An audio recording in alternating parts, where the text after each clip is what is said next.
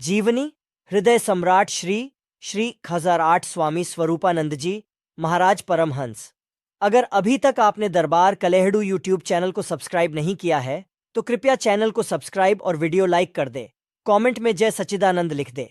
जन्म और बचपन 1884 में भारत पर अंग्रेजों का शासन था।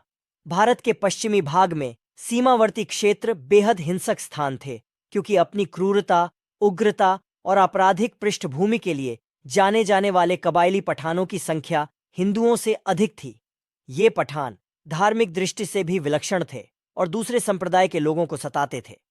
हालांकि उस समय उस क्षेत्र में कुछ सूफी संत थे, लेकिन इन पठानों द्वारा इन सूफी संतों को आश्वस्त नहीं किया जा सका। ऐसे हिंसक क्षेत्र और अत्यंत विपरीत परिस्थितियों में लाला प्रभुदयाल की पत्नी श्रीमती राधा देवी ने फरवरी में बसंत पंचमी के दिन एक पुत्र को जन्म दिया। पुत्र का नाम बेलीराम रखा गया।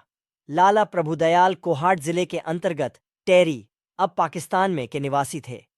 बेलीराम ने बचपन से ही लोगों को यह विश्वास दिलाना शुरू कर दिया था कि वह दैवीय शक्ति वाला असाधारण व्यक्ति है।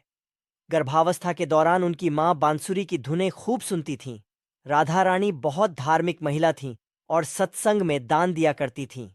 एक बार वह एक मंदिर गई थी और अपने 3 महीने के बेटे को कुछ अन्य छोटे बच्चों के साथ मंदिर के परिसर के बाहर लिटा रखा था।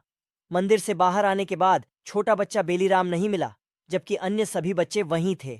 सभी लोग दिन रात आसपास के इलाकों में खोजबीन करने लगे, लेकिन उसका पता नहीं चल सका।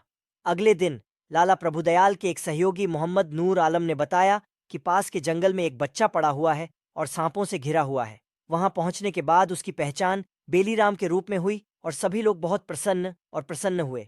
एक बार लाला प्रभुदयाल बेलीराम और उसके कुछ मित्रों को मेले में ले गए। हर कोई मेले में घूम रहा था, जबकि बेलीराम पास के जंगल में जाकर ध्यान कर रहा था।